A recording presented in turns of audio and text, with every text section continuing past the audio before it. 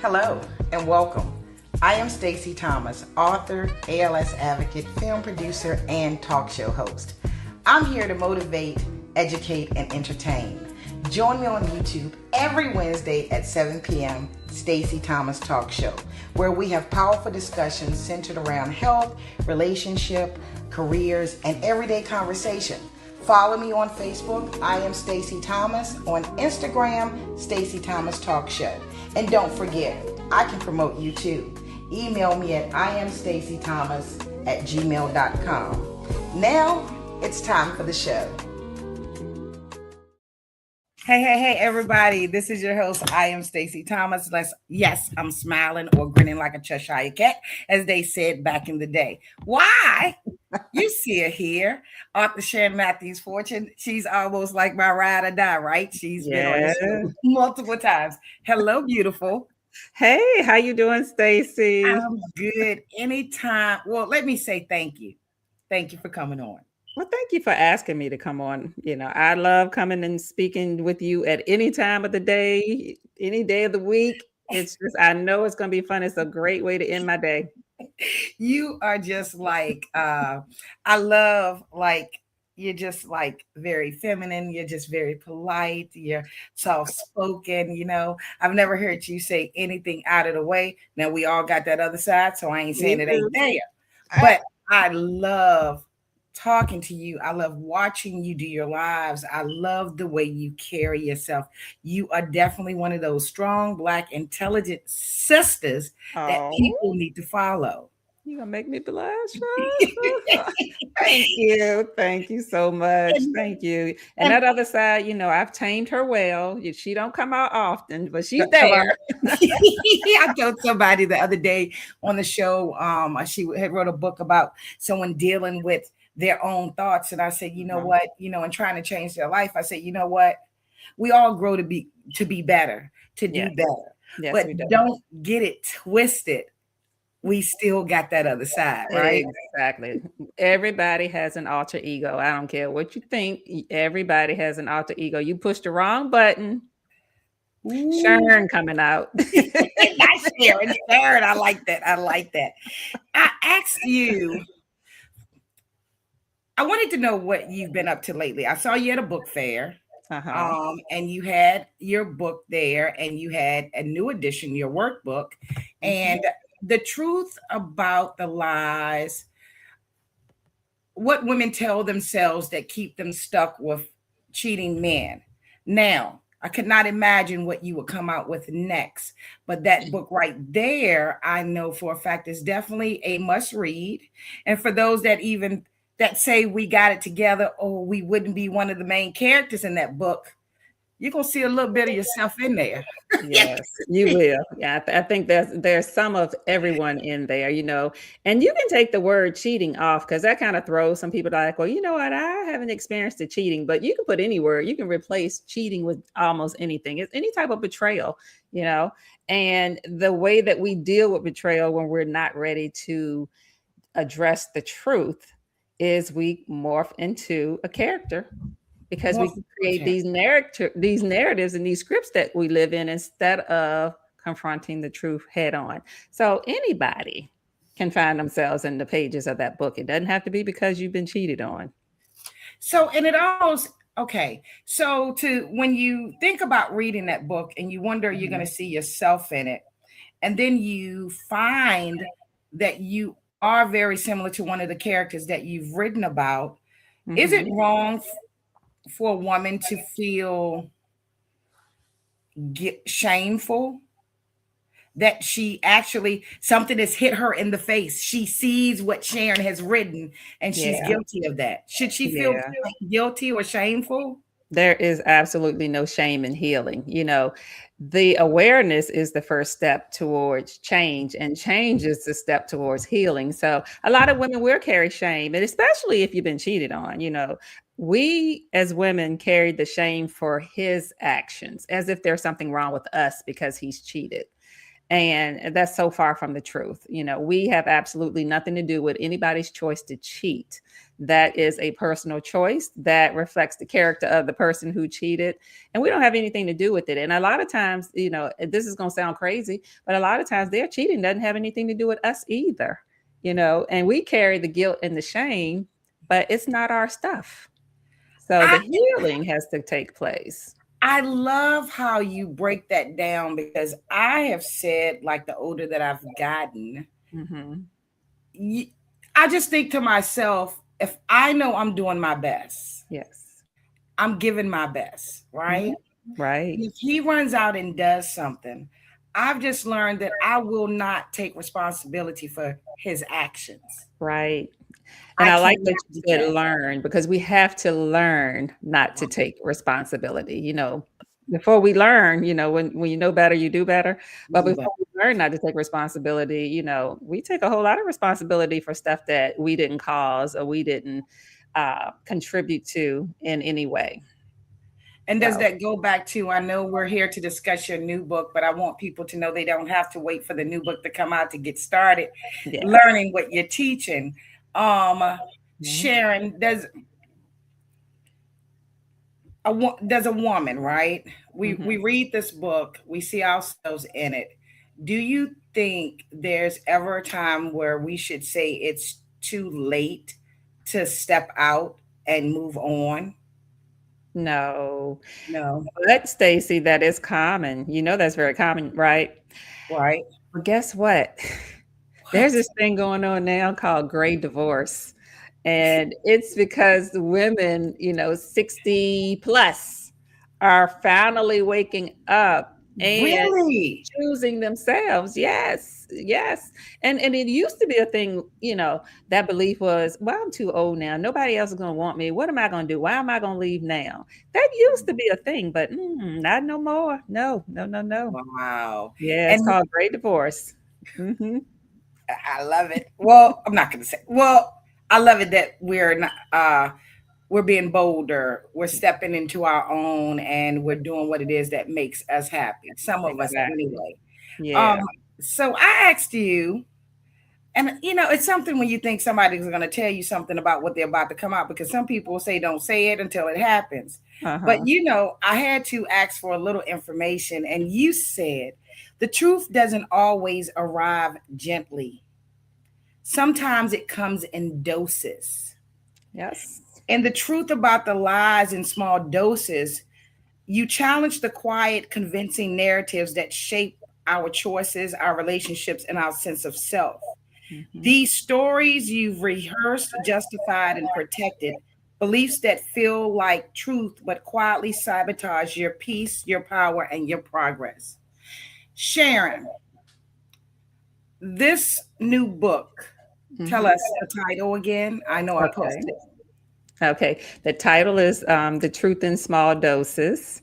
And the subtitle is Quotes, Notes, and Antidotes to Challenge What Keeps You Stuck.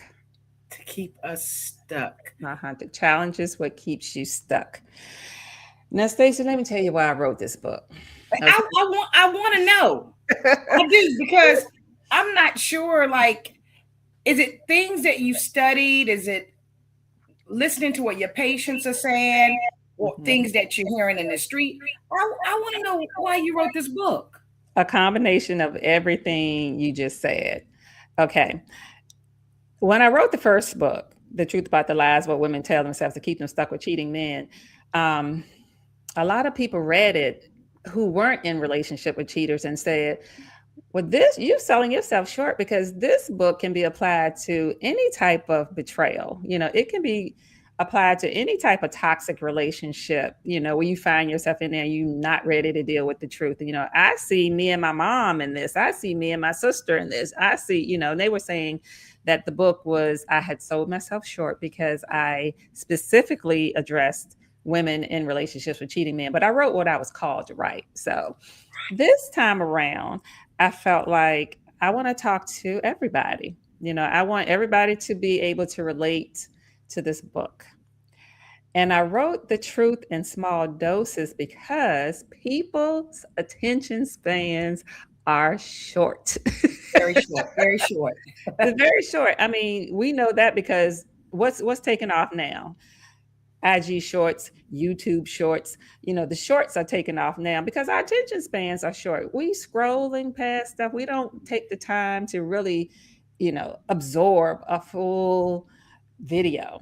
So the same thing is going on with books, especially self-help books. So I wrote The Truth in Small Doses because it's quotes. You can take a short quote. Okay. It's concise. It's going to give you, a straight shot of truth. Okay. And it's a short message. Sometimes that's all you need is I just need a word. I just need a message to take me through this day. It's not in any order. You can go and you can pick what you need to read for that particular day, because it's broken down into categories, but it's short. And then the notes part of it. So you got your quotes and then you got your notes. The notes are a little bit longer, but they're still short. They're still concise. They still are about a page long. That's it. So you can read a note and you can keep it moving. You don't have to read the whole book. And then the antidotes part is like, antidotes are medicine. The healing has to take place. So here's the actionable step that you take to get yourself out of the cycles that have kept you stuck. So that's your medicine. You get to the antidote and you may go straight to the antidote. You may be like, I just need to know what to do. Right. I don't want to read no whole book. I don't want to have to build from chapter to chapter to chapter to get to the conclusion. I just want to know what to do. You can go straight over to the antidotes and find whatever you're looking for and keep it moving. Yeah. So that's how that book came to be. I wanted something that you can read on the go. If you want to sit down and read the whole thing, it flows very nicely. But if not, you can pick and choose what you want to read and you're not missing anything. Wow. I love the way you write, and I would be remiss if I didn't ask you what I really want to ask you. No woman is perfect. No man is perfect. When we're given things to speak about or given things to write about, when we're given testimonies and when we're called to write what you say you were called to write, after writing it, have you ever discovered anything about yourself or realized what you were given to write pertained to you also? Oh, most definitely. Yeah. I mean, I'm a woman and I've experienced much of what I write about. We've all been growing and evolving. So the writing that I do comes from life experiences, life lessons. It comes from vicarious experiences, watching other people. But yeah, definitely. I learn something about me every day. And that writing experience, to write the first set of books, wow, it was hitting hard. Sometimes I was writing and I was feeling convicted myself, like, woo, okay. Really? Yes. Mm-hmm. Wow. Exactly. So as you said, and I've got to go back and change my post on social media, this book, unlike the first book, is meant for anyone. Personally, I believe that the first book could help men and women, but that's just me. Yeah. What's one shift that you think a reader can make once someone reads this upcoming book, right? Right. What do you think is one of the main things you wrote about as far as a shift a reader can make after reading the book? Well, the main thing is going to be, in regards to what chapter they pick or what section they pick, the main thing is going to be self-discovery. And a couple of self-discovery will be the ability to realize when you have created a narrative versus dealing with the truth. Because a lot of times when we created a narrative, we don't even know, it's unconscious. We don't know that we're operating from a narrative. Somebody has to bring that to your attention. Something or somebody has to make you aware that you have gone far away from the facts and the truth. And you are in that story so deep that you don't even realize you're in that story. So that's the biggest takeaway with the book. You'll realize what narratives you created when you're in a narrative and learn how to stop doing that. Is there one thing, like when you're dealing with people and you're out doing your book fairs and you get the conversation from women, is there like one thing that you hear more than just a few times as far as a narrative that women have? Let's see. One thing.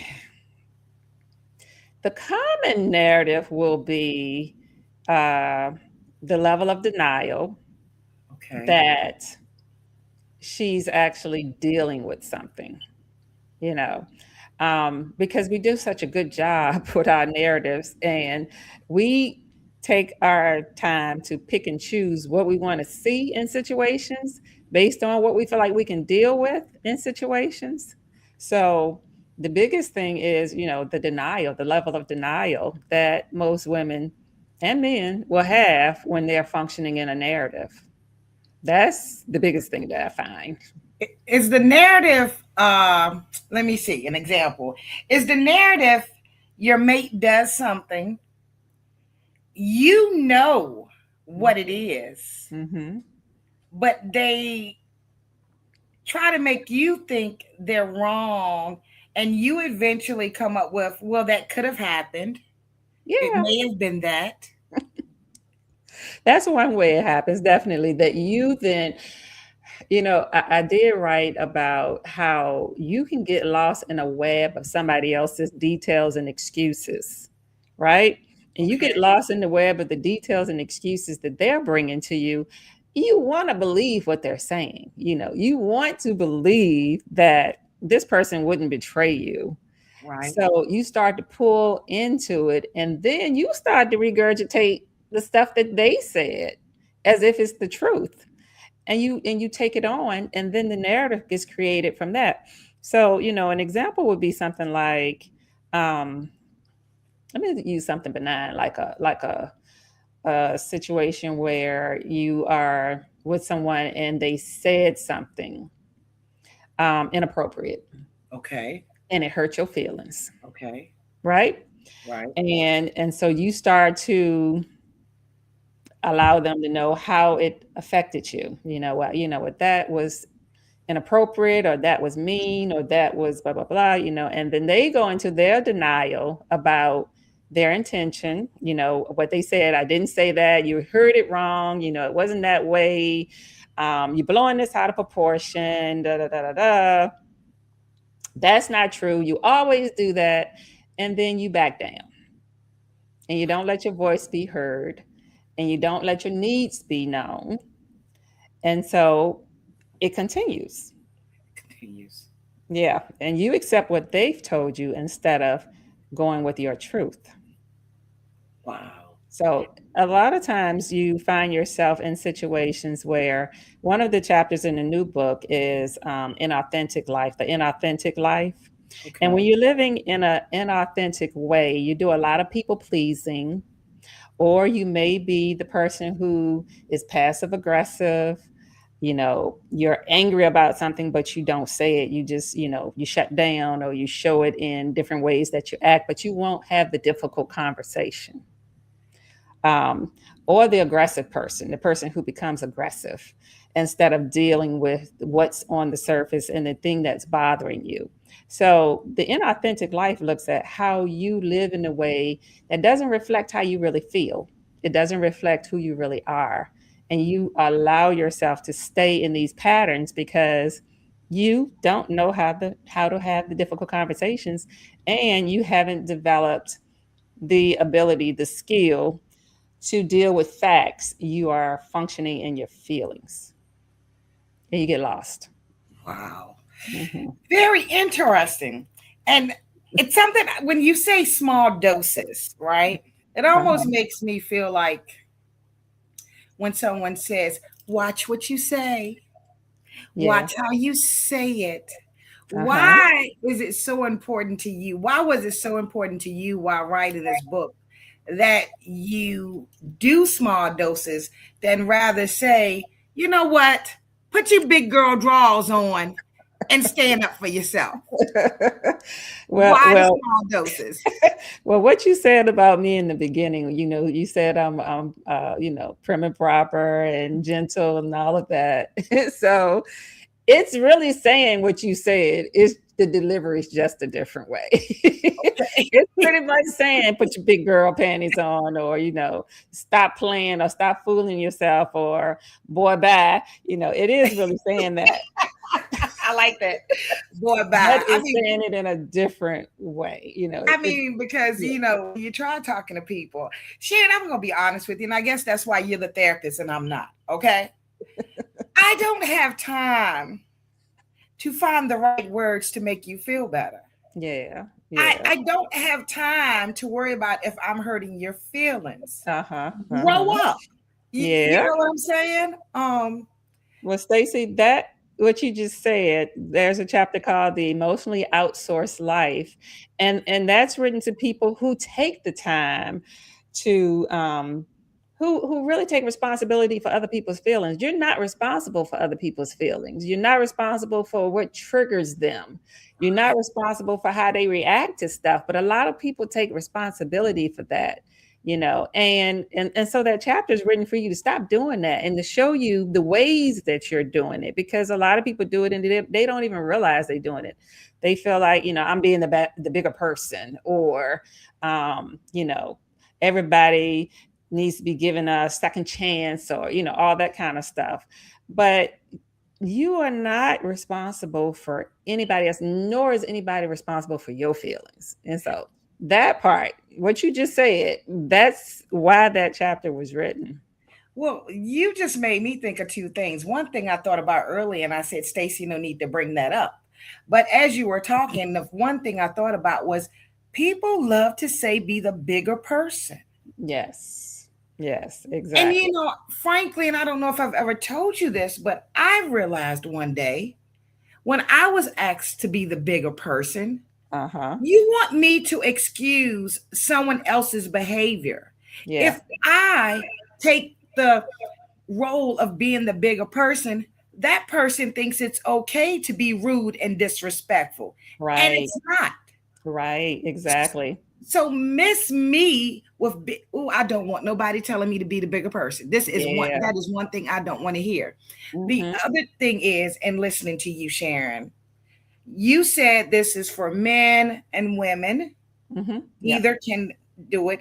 Sounds like people with family issues can read this book too and get something out of it. Oh, most definitely. Because when you mention excusing behaviors or being the bigger person, I think I was raised, you always be kind to your family members. I was raised, you always respect your siblings. Right. And I think, I hope my mother's resting in peace. I think my mother should have added if right, they are respecting you. Yes. And a lot of times I think when you say like we take on that it's our fault, I've been guilty of at one time to hold peace with the family members that I would be the first to say I'm sorry. Yeah. So you're saying I wasn't wrong when putting my foot down one day and saying I won't do it anymore. No, I'm not going to be sorry for something that you did to me, just so we can continue to have a family relationship. All because of love. Exactly. Yes, that's exactly what I'm saying. Yes. And because Stacey, we're not raised in a way where we were taught to have boundaries for ourselves and boundaries for other people. It was pretty much make yourself available as much as you can for other people, do as much as you can for other people, watch your tone, watch what you say, as you say, be the bigger person, all of those things. Like this book is challenging you to unlearn some of that wisdom, as they called it, that was given to us, that has kept us being fragments of ourselves. It has kept us stuck in toxic situations often. So yeah, it's challenging all of those beliefs and those thoughts and those actions that keep us in cycles. It's always so much that we could talk about. I don't want you to give away everything in the book. When is this book coming, and where will we be able to find it? It's coming this summer, hopefully by July. It's in edits now. It's in the final edits right now. Okay. And it's going to be on my website, the SharonMFortune.com website, as well as Amazon. And I'm probably going to put it in some other outlets as well, like Books A Million and Barnes and Noble, and the Walmart marketplace. So it's going to be out there, and I'm going to, once I get it, and get that final thumbs up from the distributor, I'm going to put it out there, and say, hey, here we go. So y'all come out and support me. And once again, I know you told us what you believe the book would do for people, but give us one thing that you're really, really hoping it does for an individual. Clarity. I hope it gives, because clarity precedes choice. You can make different choices when you have clarity, and then the choices lead to change. The different choices lead to change. So I hope it gives clarity, because clarity is cleansing. It is really cleansing. Once you get clarity about something, it's that confusion that people have that keep them stuck. When you don't have clarity about what you're doing, what somebody is doing to you, what you want and what you need, that's when you get stuck. So I hope the clarity is the thing that, gets prompted in people. Sharon, thank you for blessing the platform once again. I look forward to talking to you when the new book comes out. All right. And until then, take care of yourself, and congrats on all that you're doing, beautiful. Thank you, Stacy, and you have a good evening. Thanks for having me. You're welcome. Thank you. Bye-bye. Bye-bye.